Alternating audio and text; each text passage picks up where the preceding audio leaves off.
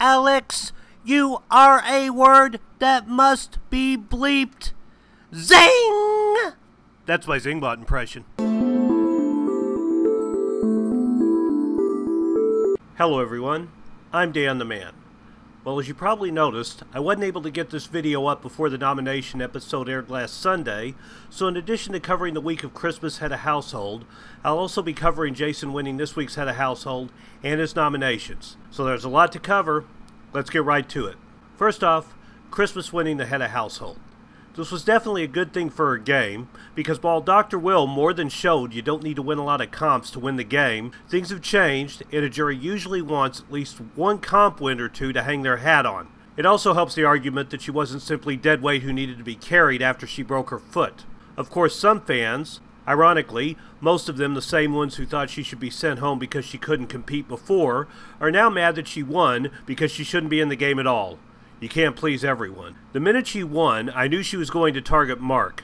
Not the worst move, but it was annoying hearing how she was going to make a huge game move, then she made the safest possible move she could make by backdooring Mark. Again, it was a good move, as she had no real loyalty to him and he could not be trusted, and it upset no one after her Head of Household was over since everyone wanted Mark gone. So it was a good move, but it was hardly a huge move, so don't know if she has a different opinion of what a huge move is, or if she's just delusional. Either way, Paul has run the house, and Paul wanted Mark gone.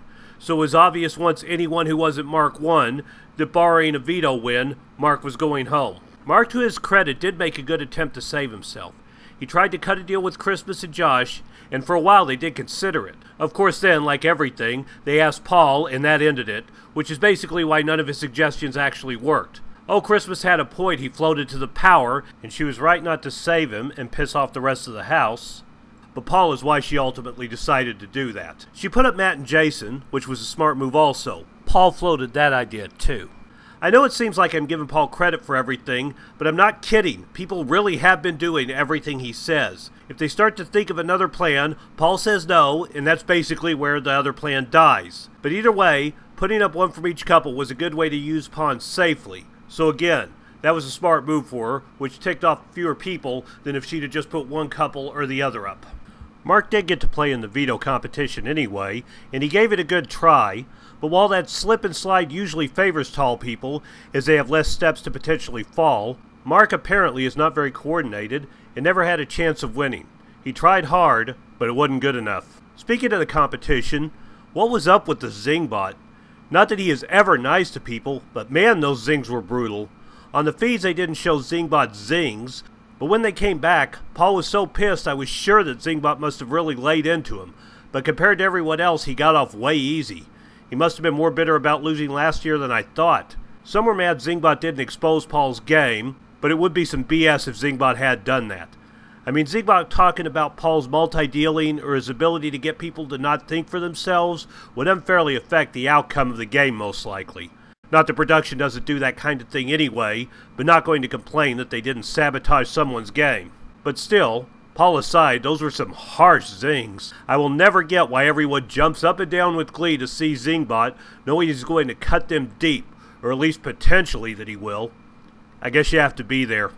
After Mark lost to veto, he knew his fate was probably sealed, but he made some good attempts.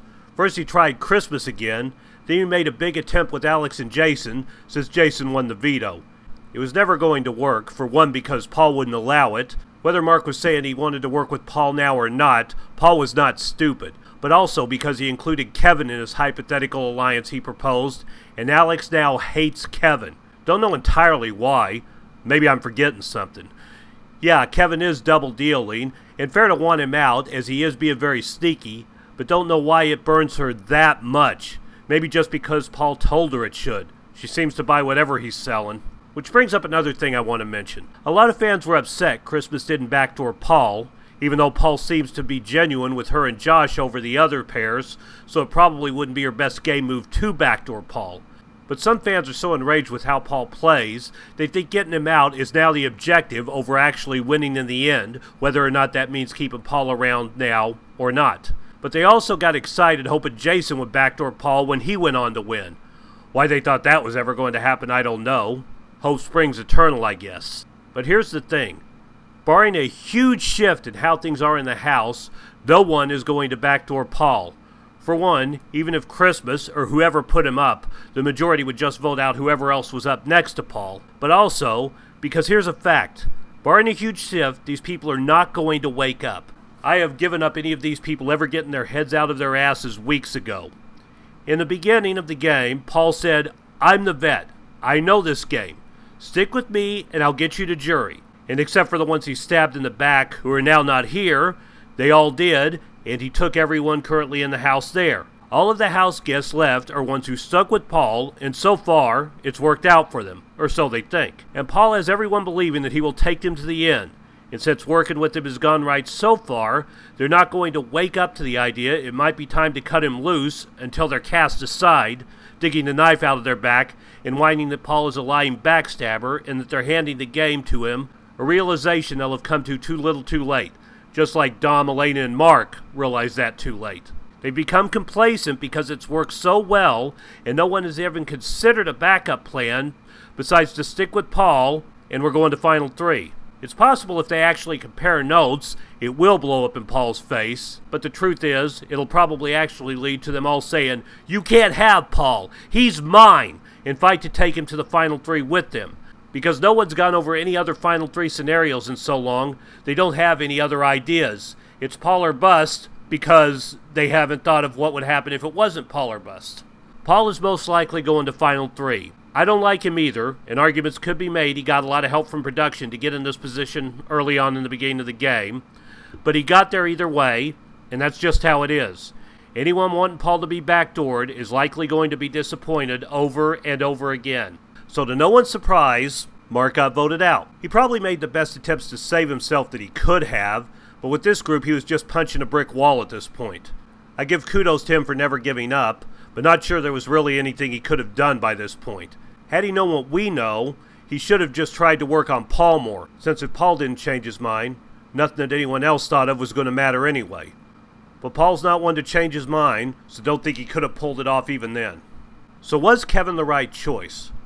For Paul, Josh, and Christmas, he was the right choice. For everyone else, no. Paul laid out his plan to the live feeders, and assumed he wasn't lying to the audience for some reason, which I don't think he was. His plan is to take Christmas and Josh to the finals. It's probably his best move by far. So for Kevin and the other two couples, they're sitting around waiting to be picked off if nothing changes. Most of them just haven't realized it yet. Matt is not the comp beast that Mark is, and while the truth is, I don't expect any of them to try and backdoor Paul unless they win a head of household after he backstabs them, and even then it would fail. But if they don't get together and take Paul out, and damn soon, they're going to be picked off, wondering how the hell they let Josh get to Final 3. After that, it was on to the head of household.